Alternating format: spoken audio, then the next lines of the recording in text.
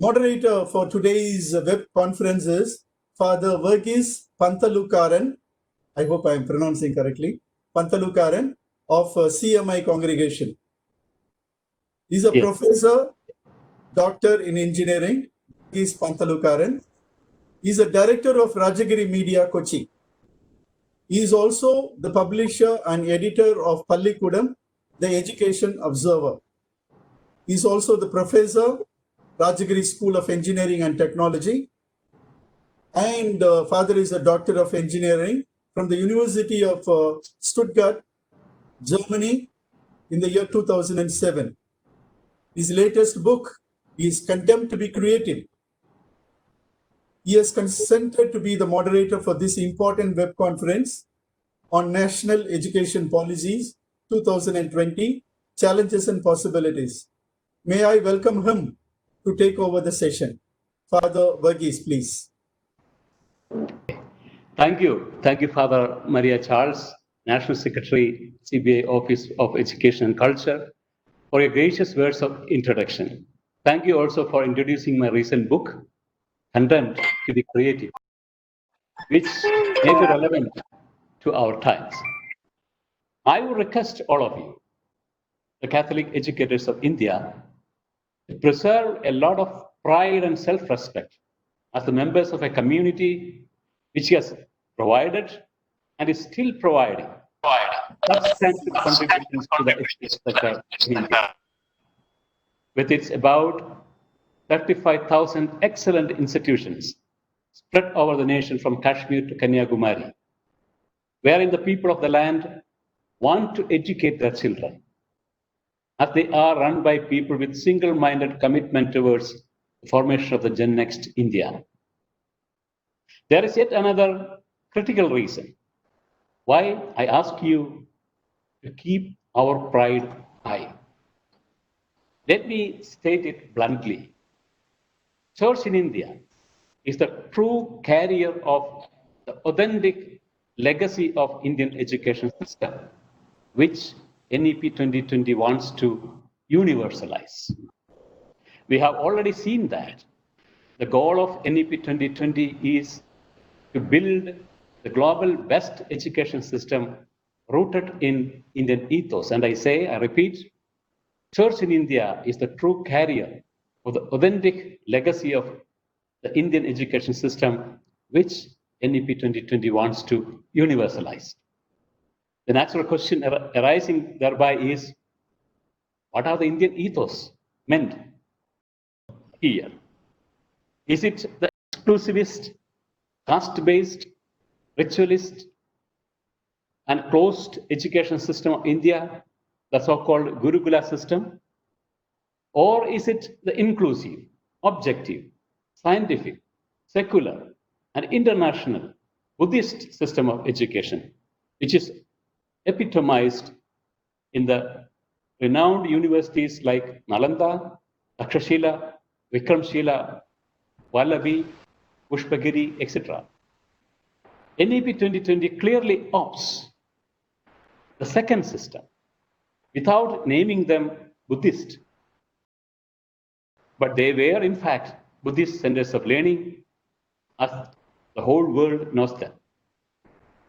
This is, in fact, an important vantage point for the Church in India, which enables it to present itself as the true carrier, preserver, and enhancer of this unique education legacy of ancient India.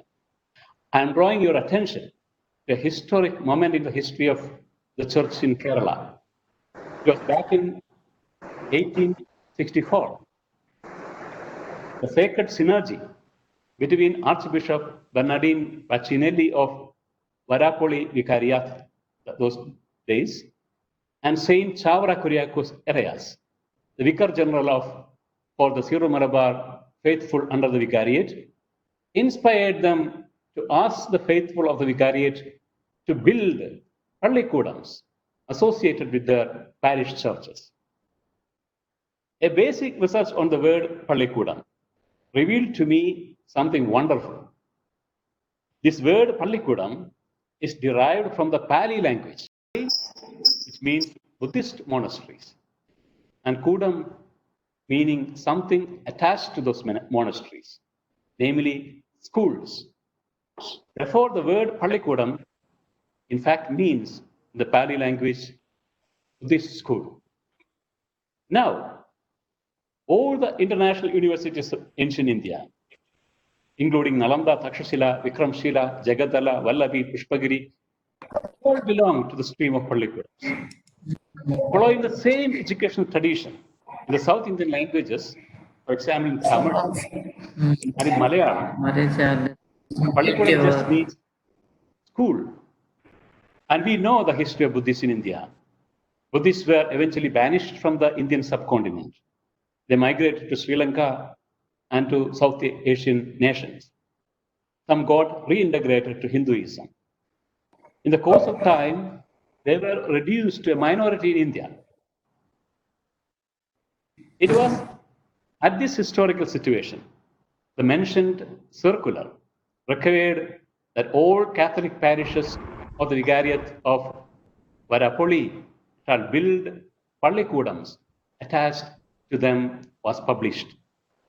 Hence, the decision of the Vicariate of Varapolli in 1864 could be seen as a critical intervention of the Church in India to preserve the legacy of Buddhist system of schools or the legacy of Pallikudam of the nation by transplanting them to the Church premises.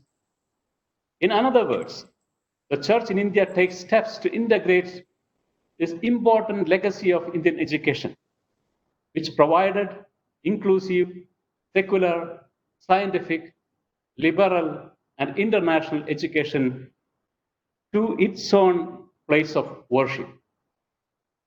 I know that there are some other education institutions in India which was built by Jesuits, for example, ahead in time. However, this particular series of schools represented Indian national legacy in education. I would like to name this critical moment in the history of the Church in India, which happened in 1864 as the first Pallikudam revolution. It is important to see that both Syrian and Latin churches in India took seminal roles in this revolution.